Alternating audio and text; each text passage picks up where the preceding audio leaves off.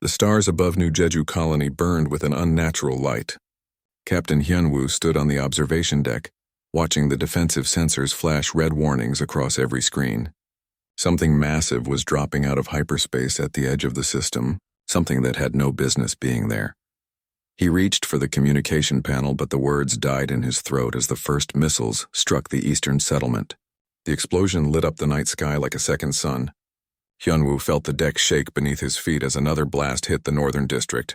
Through the windows, he could see buildings collapsing, fires spreading, people running in panic through streets that had been peaceful just moments ago.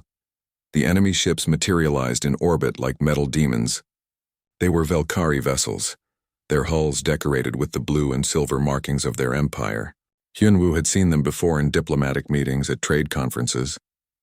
The Valkyrie had always been arrogant, but they had never been hostile. Until now. His communication officer, a young woman named Somin, grabbed his arm. Her face was pale with terror. "Captain, they're targeting the residential areas. Not the military installations. The residential areas." Hyunwoo felt something cold settle in his stomach. This was not a military strike. This was a massacre. He activated the emergency broadcast system, sending distress signals to every human ship, every human colony, every human world within range. The message was simple and terrible. "We are under attack. Valkyrie forces are killing civilians. Send help." On Baekdu Prime, a farming world 3 systems away, Ji-won was teaching her daughter how to plant rice in the hydroponics bay when the bombs fell. She never saw the ships. She only saw the flash of light, felt the ground shake, and then she was running. Running through smoke and fire, her daughter's hand slipping from her grasp in the chaos. When the bombing stopped, Ji-won stood in the ruins of her township. 2,000 people had lived here yesterday. Now she counted maybe 300 survivors, huddled together in shock. The Valkyrie had not sent ground troops. They had not issued warnings or demands. They had simply erased the settlement from existence and moved on to the next target. She found her daughter's shoe near the central square. Just the shoe, nothing else. Ji-won picked it up with trembling hands and looked at the sky where the Valkyrie ships were already disappearing. She did not cry. She was beyond crying. She memorized the shape of those ships, the pattern of their weapons fire, everything about them. She would remember. Humanity would remember. At Hangang Station, a trading post orbiting a gas giant, the attack lasted only 15 minutes. The Valkyrie destroyed the docking facilities, the residential rings, and the life support systems with surgical precision. Of the 5,000 people stationed there, fewer than 300 made it to the escape pods. The rest died in vacuum or in fire. The distress signals reached Earth 72 hours after the first attack. Admiral Daeho was in a planning meeting when his aide burst through the door, tablet in hand. The admiral read the reports once, then read them again. His hands did not shake. His voice did not waver. But something in his eyes changed, something old and hard and terrible. "Get me the Secretary General," he said quietly. "Get me the military council. Get me every fleet commander in human space. And somebody find out how many ships we can mobilize in the next 48 hours. His aide hesitated. "Sir, for a defensive operation against the Valkyrie border forces, we would need maybe 3 battle groups." "I did not say defensive," Admiral Daeho interrupted. His voice was still quiet, but it cut like a knife. "I said every ship. Every single ship." The news spread across human space faster than light. On Earth, people gathered in the streets watching the news feeds in silence. On Mars, the colonial legislature suspended all normal business and declared a state of war.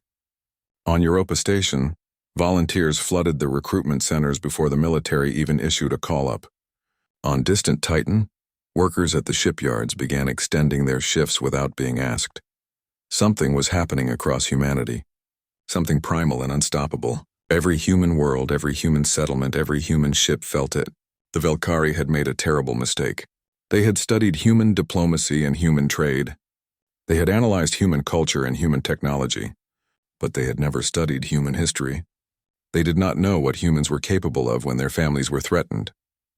War Prelate Thazakor of the Valkyrie Empire received the first reports with satisfaction. His intelligence officers confirmed that the human colonies had been destroyed with minimal Valkyrie casualties. The operation had been a complete success. Now the humans would negotiate. They would recognize Valkyrie superiority. They would withdraw from the contested systems and accept their place as a lesser power. His strategic advisor, a cautious officer named Vexthar, presented new data the following day. Prelate, we are detecting unusual activity in human space. Large-scale fleet movements. Military mobilization across multiple systems. Dazakor waved a clawed hand dismissively. They are moving to defend their remaining colonies. Standard procedure. Let them waste resources on defense. It changes nothing. But Vexthar's scales rippled with anxiety. Prelate, the scale is beyond defensive requirements. They are mobilizing everything. Warships, merchant vessels being converted to military use, reserve forces being activated. Even their civilian infrastructure is shifting to war production. This is not a defensive posture. This is fear, Thazakor said firmly. They are young species. They panic easily. By the time their fleets are mobilized, we will have diplomatic concessions signed and this will be over.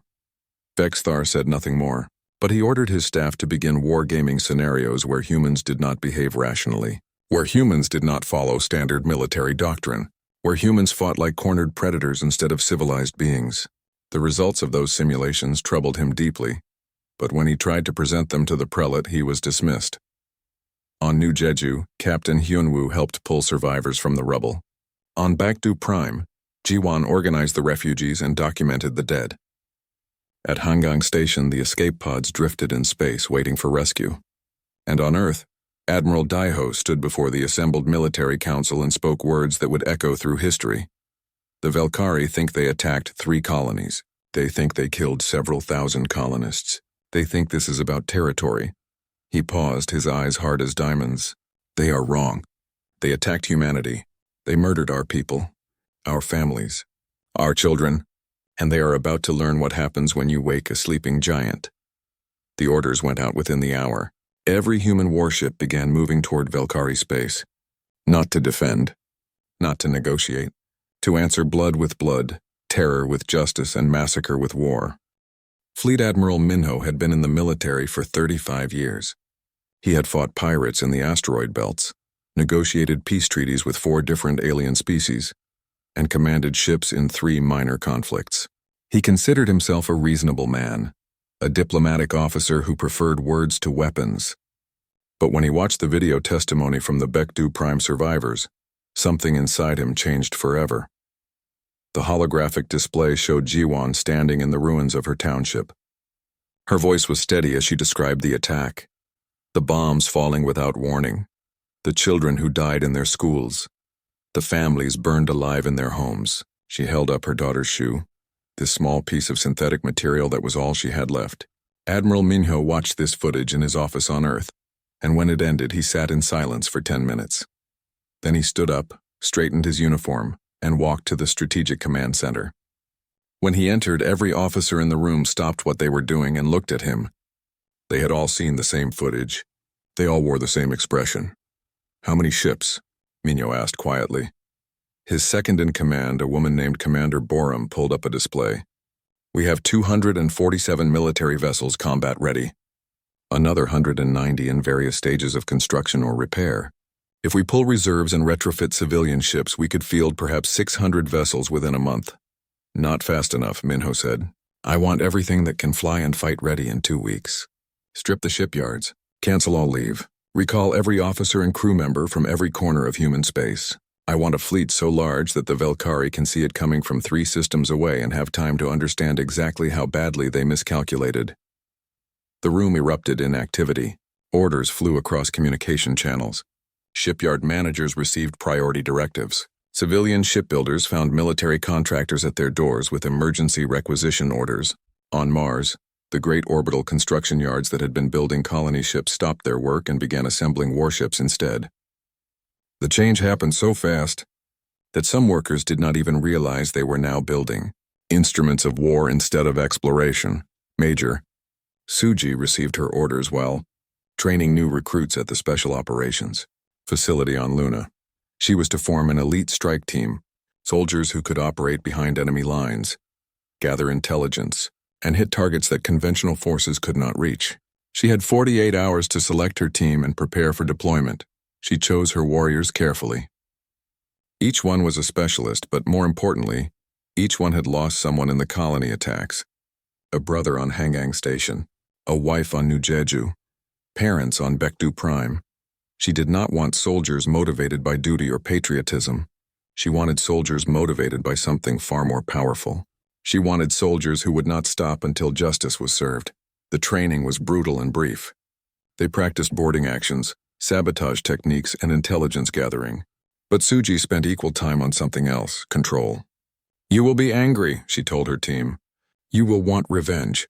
But we are not animals. We are soldiers. We hurt the enemy's military, not their civilians. We are better than what they did to us. Remember that." On the industrial world of Sejong, engineer Taehyun worked in a civilian research facility developing new propulsion systems. When the war declaration came through, he walked into his supervisor's office and quit. Then he walked to the military research complex and volunteered. They tried to assign him to logistics, to supply chain management, to safe rear area positions. He refused them all. "I design engines that move ships faster than light," he told the recruitment officer. "Do you think I cannot design weapons? Give me access to your military research archives and a team of assistants.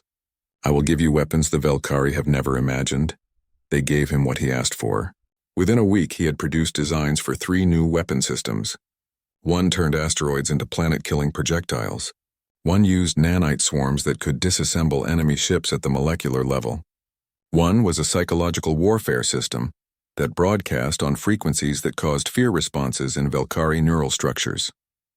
The military review board looked at his designs with horror and fascination. "These are brutal," the lead reviewer said. "Some of them violate treaties on acceptable weapons." Taehyun looked at her with cold eyes. "The Velkari massacred children. I do not care about treaties. I care about making them afraid. I care about making sure no species ever attacks human civilians again.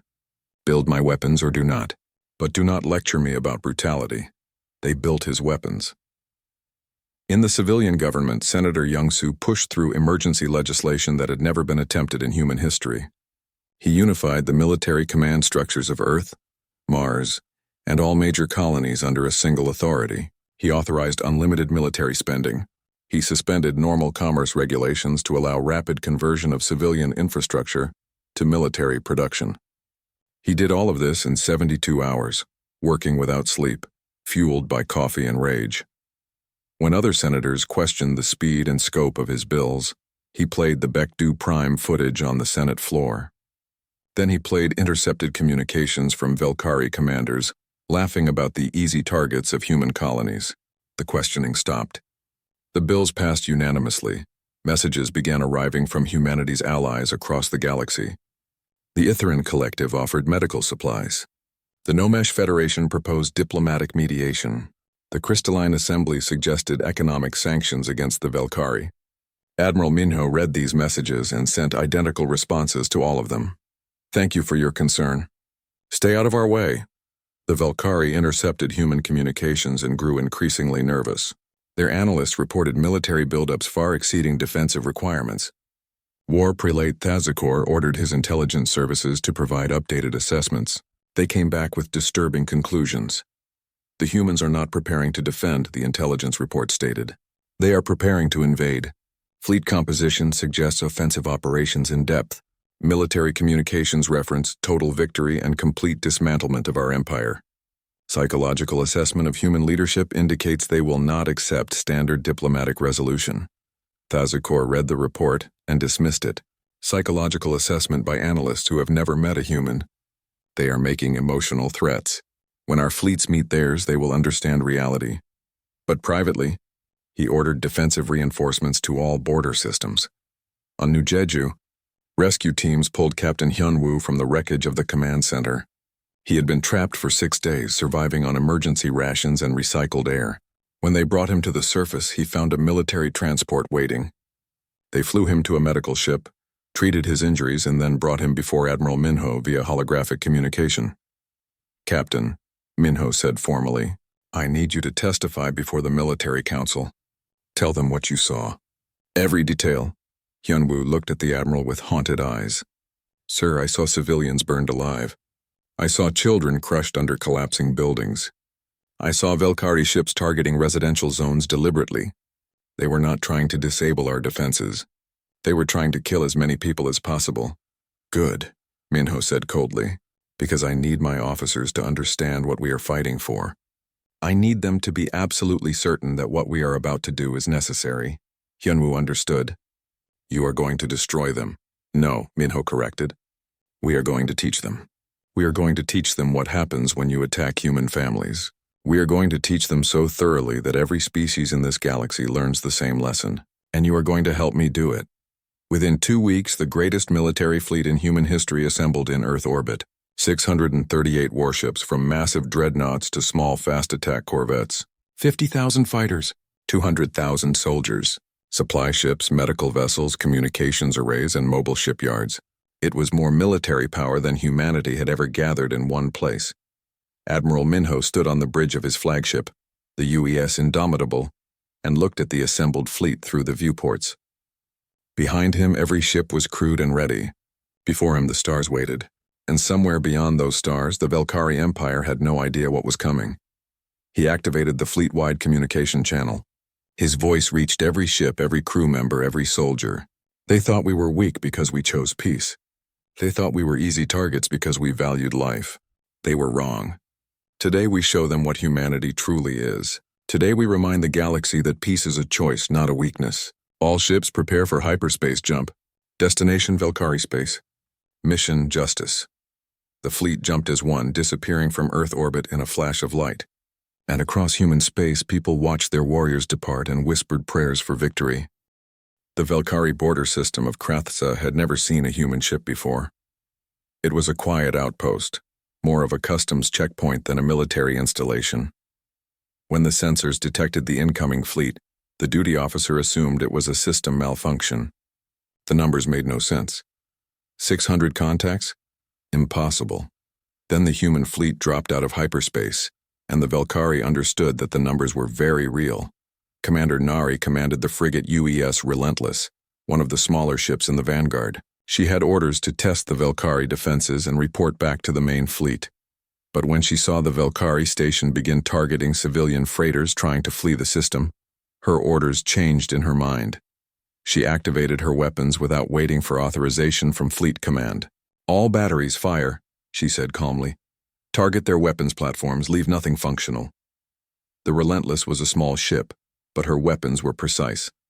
Missiles struck Velkari defense satellites. Railguns punched through station armor. Within minutes, the border station was disabled, its weapons offline, its crew scrambling for escape pods. Nari watched coldly as they fled.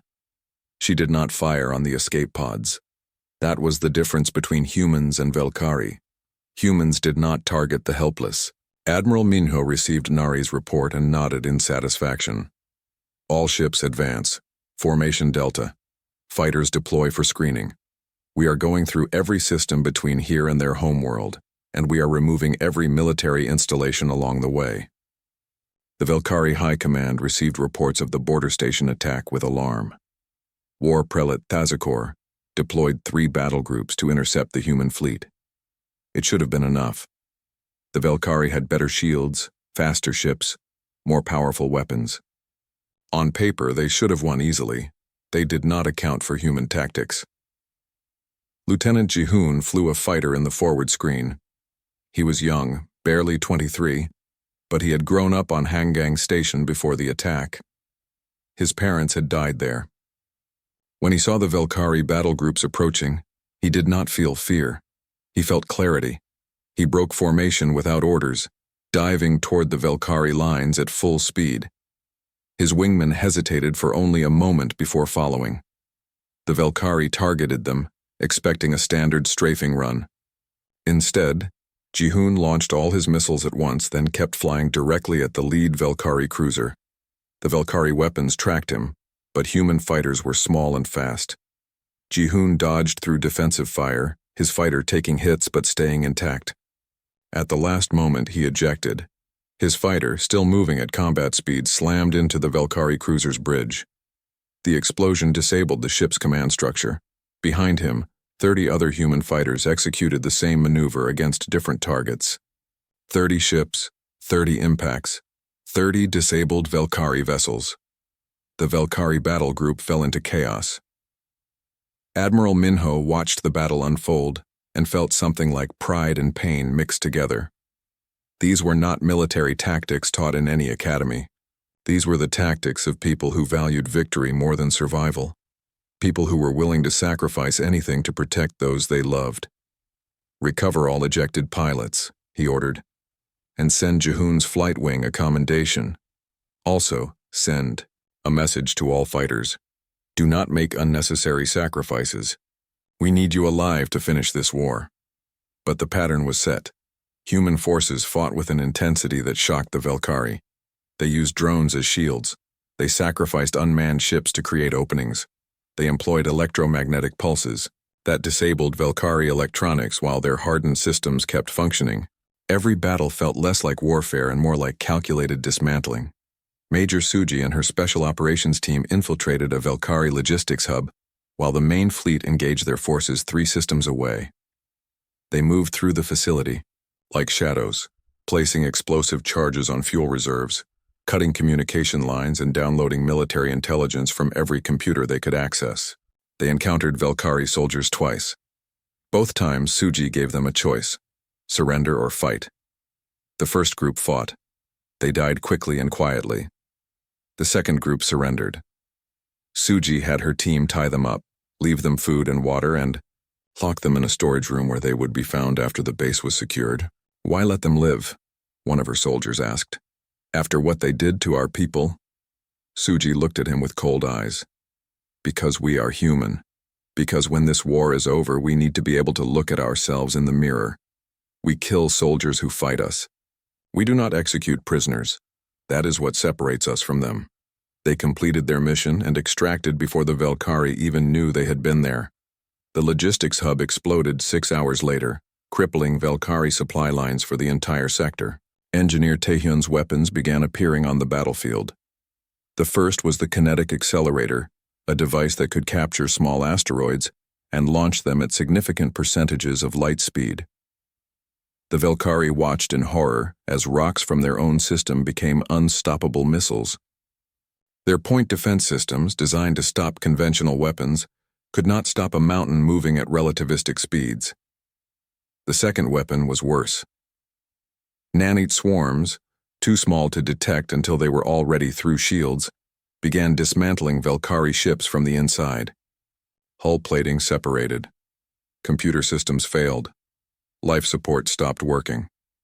Velkhari crews abandoned ships that were falling apart around them, ships that looked intact from outside but were hollow shells within. The third weapon was psychological. Human ships broadcast signals on frequencies that triggered fear responses in Velkhari brains. It was not mind control, not exactly. It simply made them afraid, made them doubt, made them hesitate. In combat, hesitation meant death. War prelate. Thazakor watched his empire's defenses crumble and finally understood the magnitude of his mistake. He sent urgent messages to the human fleet, offering ceasefire, offering negotiations, offering anything. The messages were returned unopened. Dr. Mireille worked in the medical bay of a hospital ship, treating wounded from both sides. Human casualties were surprisingly light. Velkhari casualties were devastating. She documented everything she saw: the burn patterns from weapons, the psychological trauma, the testimonies from captured Velkhari soldiers who spoke of facing an enemy that seemed unstoppable. One Velkhari prisoner, wounded but recovering, asked her a question. "Why do you treat us? Why not let us die?" Mireille looked at him with tired eyes. "Because we are not you. You killed our civilians deliberately. We kill your soldiers reluctantly. There is a difference." The human fleet pushed deeper into Velkhari space. They bypassed civilian colonies, leaving them intact but quarantined. They destroyed every military installation they encountered. They captured every strategic resource point. They moved with purpose and precision, like a scalpel cutting out a cancer. The Velkhari tried everything. They deployed their newest weapons. They used every tactical advantage they possessed. They fought with courage and skill. None of it mattered. The humans were not just fighting a war. They were teaching a lesson. And they would not stop until the lesson was learned completely. Commander Nari's frigate led the breakthrough into the Velkari core systems. She broadcast a message to every Velkari ship, every Velkari station, every Velkari world they passed. The message was simple. You attacked our colonies. You killed our families. You thought we were weak. Now you understand. Surrender your military forces, or we will dismantle them piece by piece. The choice is yours. Some Velkari forces surrendered immediately. Others fought to the last ship. The humans treated both groups according to their choice. Those who surrendered were taken prisoner, treated humanely, and documented for later trial. Those who fought were destroyed without mercy or hesitation. Lieutenant Jihoon, recovered from his ejection and back in a new fighter, led a squadron that captured an entire Velkari battle station without firing a shot. They simply surrounded it, demonstrated their overwhelming numerical advantage, and gave the Velkari commander 60 seconds to decide. The commander surrendered. His entire crew lived. Major Suji's team continued their deep operations, striking targets that conventional forces could not reach. They destroyed shipyards. They disabled communication networks. They captured Velkari intelligence officers and extracted information about military deployments. Every mission was precise, professional, and devastating. Admiral Minho stood on his bridge and watched the tactical displays show system after system falling under human control. He felt no joy in the victories, only a cold satisfaction that the mission was progressing as planned. The Velkari had to understand completely, had to know in their bones what it meant to provoke humanity. Otherwise, this would happen again, with some other species making the same mistake. The Velkari homeworld system appeared on the long-range sensors. It was time for the final lesson, the one that would be remembered for generations. Admiral Minho activated fleet communications and spoke calmly. All ships, maintain formation. When we arrive, we establish complete orbital control. No bombardment, no attacks on the surface. We are not them. We are there to deliver terms, not destruction. But make sure they can see every ship we brought. Make sure they understand that we could destroy their world if we chose to. And make sure they understand that we are choosing not to. That is the message. The Velkari homeworld had never seen an invasion fleet before. For 3,000 years, the Velkari had been conquerors, never the conquered. Their cities gleamed with prosperity built on the tribute of weaker species. Their people had grown comfortable, secure in the belief that their military might protected them from any threat. That security shattered. The moment 600 human warships dropped out of hyperspace above their world. Admiral Minho stood on the bridge of the Indomitable and looked down at the planet below. It was beautiful, he had to admit. Blue oceans, green continents, massive cities that glowed with artificial light. Somewhere down there, billions of Velkari lived their lives, unaware of what their military had done in their name. Establish orbital control, he ordered quietly. Deploy satellites for complete coverage. All weapons remain powered but not targeted at the surface. I want them to see our strength, not our violence. The human fleet spread across the orbital space like a net, each ship positioned with mathematical precision. Fighter squadrons patrolled the space between vessels. Communication satellites began broadcasting in all Velkari languages and on all frequencies. The message was the same everywhere. This is Fleet Admiral Minho of the United Earth Navy. Your military attacked our colonies and massacred our civilians. We are here to deliver terms. Resist and face destruction. Surrender and live. You have 1 hour to respond. In the Velkari capital, emergency sessions convened. War Prelate Thazakor was already under arrest, seized by his own people when the scope of his failure became clear. The civilian government, led by Prime Administrator Keltheron, faced an impossible situation. 60% of their military was destroyed or captured. The remainder was trapped in distant systems, unable to help. And above their heads hung the largest military force they had ever seen. Keltheron watched video feeds of the human fleet and felt something he had never experienced before. Absolute helplessness. He activated a communication channel to the human flagship, his voice steady despite his fear. Admiral Minho, this is Prime Administrator Keltheron. I am authorized to negotiate on behalf of the Velkari people. We acknowledge our forces committed acts of war against your colonies. We are prepared to discuss terms. Minho's face appeared on the screen, and Keltheron understood immediately that this was not a man who could be manipulated or swayed. This was a man who had made his decisions and would not be moved from them. "You will not discuss," Minho said coldly. "You will listen. You will accept, or you will face consequences. Prepare to receive our delegation. They will arrive in 6 hours." The communication cut off. Kelthran stared at the empty screen and realized that the Velkari Empire, as it had existed for millennia, was over. Captain Hyunwoo descended to the surface as part of the human delegation. He walked through the halls of the Velkari government complex in his dress uniform, his face scarred from the injuries he sustained on New Jeju. With him walked Jiwan, the survivor from Baekdu Prime, still carrying her daughter's shoe in a sealed container. The Velkari officials who met them could not look either of them in the eye. The terms were delivered not as a negotiation, but as a sentence. Admiral Minho transmitted them to every screen on the planet, ensuring every Velkari citizen heard the price of their military's actions. First, the Velkari Empire will be dismantled.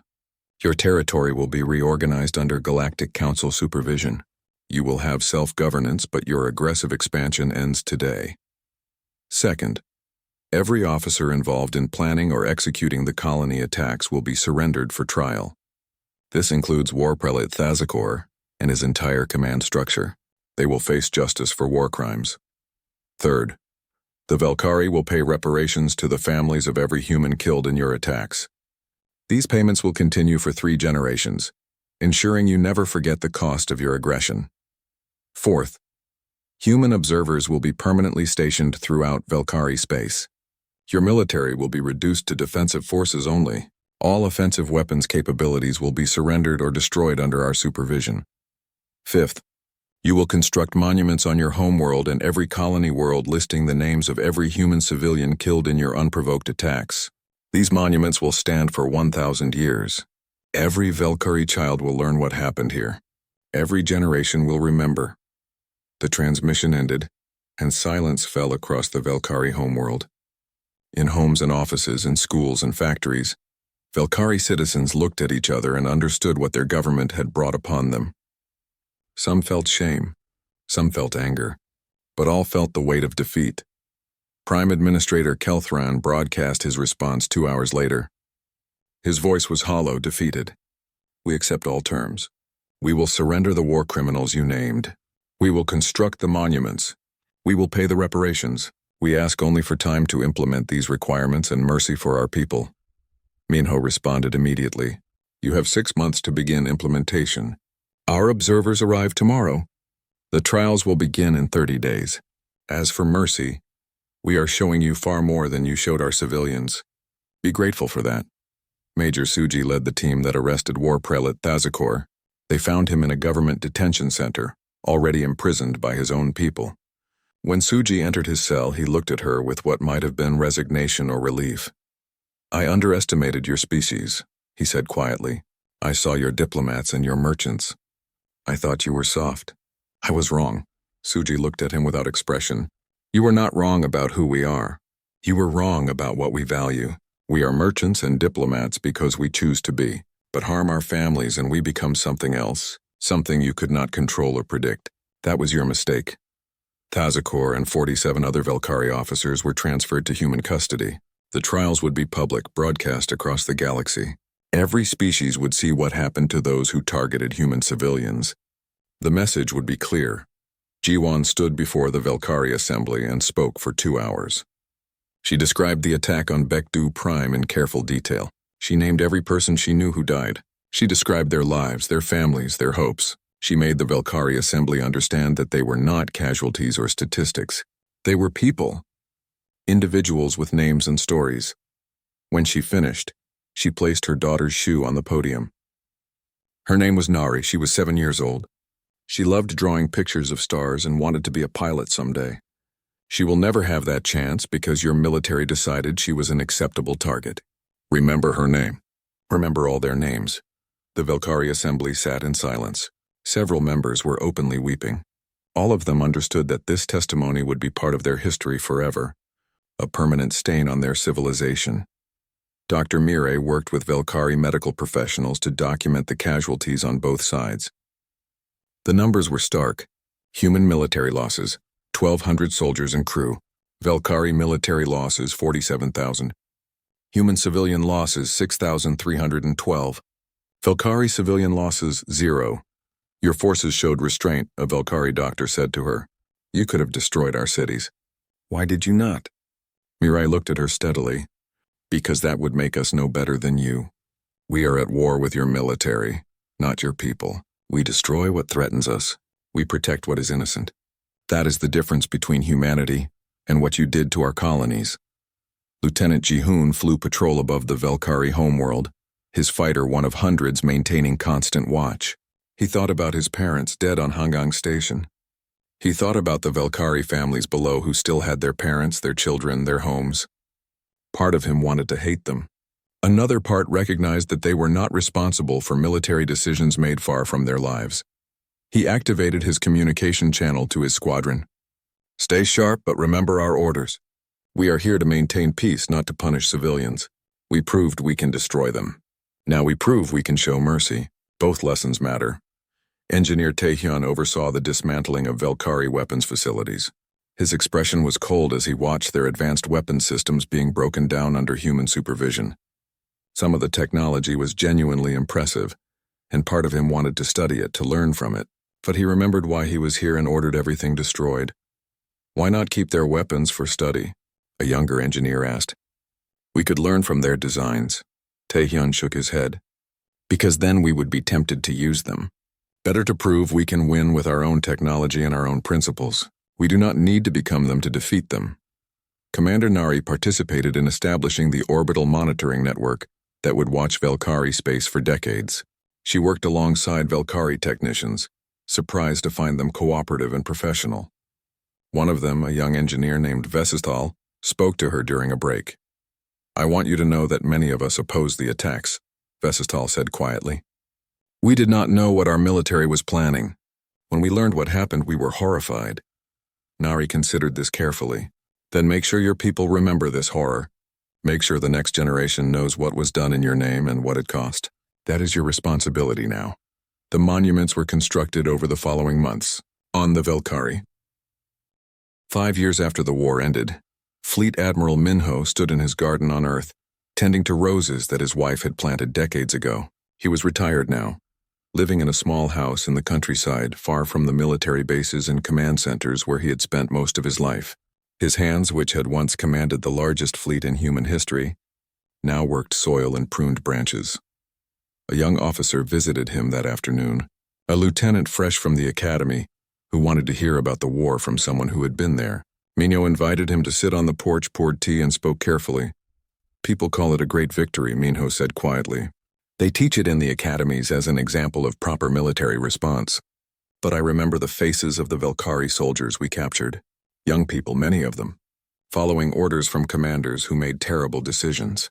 I remember authorizing attacks that killed thousands. I remember making choices that haunted me then and haunt me still. The lieutenant looked confused. But sir, you saved humanity. You taught the galaxy to respect us. Minho nodded slowly. Yes, and that was necessary. But necessity does not make something easy or clean. We did what had to be done, and we did it as humanely as possible under the circumstances. But never forget that war, even a just war, costs something from everyone who fights it. The question is whether what you gain is worth what you lose. In this case it was, but that does not mean I sleep easily. He spent his remaining years writing about military ethics, about the balance between strength and mercy, about how to prepare for war while hoping never to fight one. His writings became required study at every military academy in human space. Captain Hyunwoo returned to New Jeju Colony as soon as the reconstruction began. The settlement had been devastated, but the survivors were determined to rebuild. He helped them clear rubble, reconstruct buildings, and plant memorial gardens where the bombing had been worst. The colony government offered him medals, promotions, speaking tours. He refused them all. I was just doing my duty, he told them. I survived when others did not. That is not heroism, that is chance. But he agreed to help create a memorial garden in the center of the rebuilt settlement. Every tree planted represented someone who died in the attack. Every flower bed honored a family that was lost. Hyunwoo spent hours each week tending the gardens, trimming the trees, ensuring that the memorial remained beautiful. School children came to learn about what happened, and he told them stories. Not about war or revenge, but about the people who lived here, who built homes and raised families and dreamed of peaceful futures. Remember them, he told the children, not just how they died, but how they lived. That is the real memorial. Jiwan became an unexpected voice in galactic diplomacy. Her testimony during the war had been broadcast across hundreds of worlds, and her words carried weight that no official statement could match. She spoke at conferences about civilian protection and warfare, about the importance of restraint even in just conflicts, about how to rebuild after tragedy. The pain of losing her daughter never left her. She still carried Nari's shoe, kept in a small box in her home, but she channeled her grief into purpose, working to ensure that what happened to Bekdu Prime never happened to any civilization again. She helped draft new protocols for the protection of civilians in space warfare. She advised military commanders on the psychological impact of their decisions. She reminded everyone who would listen that behind every casualty number was a person with a name and a story. "My daughter will never have the future she dreamed of," she said at one conference, her voice steady but sad. "But I can work to ensure other children keep their futures. That is my memorial to her. That is how I honor her memory." 20 years after the war, she stood at the monument on the Velkari homeworld and met with Velkari families who had lost relatives in the conflict. Not civilians, but soldiers who died fighting against human forces.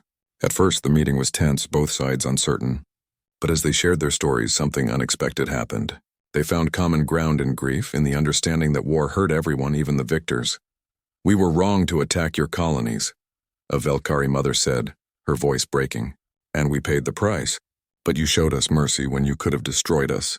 I teach my children about that choice. About how humans could have been monsters but chose not to be." Jiwan embraced her, two mothers who had lost children to the same war. It did not erase the pain or the history, but it showed that even after terrible conflict, healing was possible. Major Suji remained in the military, training new generations of special operations soldiers. Her methods were demanding, but her lessons went beyond tactics and combat skills. She taught restraint.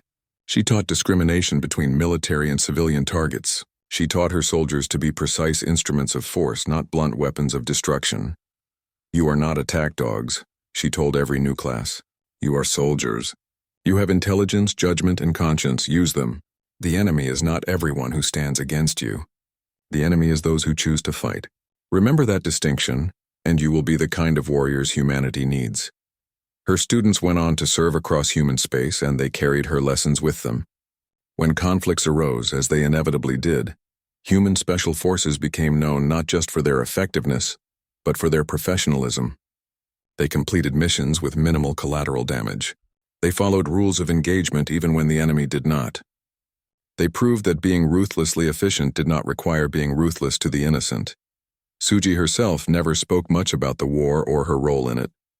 When pressed, she simply said, "I did what needed to be done, and I did it as cleanly as possible." That is all any soldier can do. Engineer Tae-hyun destroyed most of his weapon designs after the war. The kinetic accelerators, the nanite swarms, the psychological warfare systems, all of them were erased from every database he could access. He kept only basic defensive technologies, designs that could protect but not annihilate. He returned to civilian work, designing propulsion systems and life support technologies for colony ships. But he never forgot what he had created or what those weapons had done. He visited schools to talk about the ethics of engineering, about the responsibility that came with knowledge, about how easy it was to create tools of destruction and how important it was to choose not to. "I built weapons that killed thousands," he told students. They were effective. They were brilliant in a technical sense, and I would give anything to unmake them, to erase the knowledge from my mind, but I cannot. So instead, I tell you, think carefully about what you create. Think about how it will be used. Think about whether the world is better with your invention in it, and if the answer is no, have the courage not to build it. His students listened, and many of them went on to become the kind of engineers who questioned their projects, who considered consequences, who built with intention rather than just capability. Taehyun's legacy was not the weapons he created, but the generation of thoughtful engineers he inspired. Senator Young-soo served 3 more terms in government before retiring. He spent his later years writing about the political decisions of the war, The balance between civilian authority and military necessity, the challenge of maintaining democratic principles during wartime. We gave Admiral Minho enormous power, he wrote in his memoirs. We trusted him to use it wisely, he did.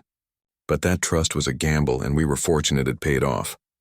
The lesson is not that we should always defer to military judgment. The lesson is that we must choose our commanders carefully and give them clear guidance about our values. We won the war with the Valkyrie because our military understood that victory meant more than just defeating the enemy. It meant proving we were better than them. His writings became standard texts in political science courses, studied by future leaders across human space. Lieutenant Jihoon continued flying fighters for another decade before becoming an instructor. He taught new pilots about tactics and courage, but also about when not to fight. Flying into enemy fire takes guts, he told his students. But knowing when to retreat, when to wait for a better moment, when to value your life and your mission over glory, that takes wisdom. Be brave, but be smart. Dead heroes cannot protect anyone. He never forgot his parents lost on Hangang Station. Every year on the anniversary of the attack, he visited the memorial there, now rebuilt and beautiful. He brought flowers and stood in silence, remembering. And then he returned to his duties, to training the next generation, to ensuring that human space remained protected by skilled and thoughtful warriors. Commander Nari achieved the rank of admiral and commanded the monitoring fleet that maintained watch over Valkyrie space. Her ships ensured compliance with the treaty terms, but over the years the relationship between humans and Valkyrie evolved. Trade resumed. Cultural exchanges began. Young Valkyrie even applied to human military academies, wanting to learn from the forces that had defeated them. Nari worked carefully to maintain the balance, ensuring the Valkyrie never forgot the lessons of the war, but also allowing space for reconciliation and growth. When she retired, 25 years after the war, the Valkyrie government held a ceremony in her honor, acknowledging her fairness and professionalism. It was a moment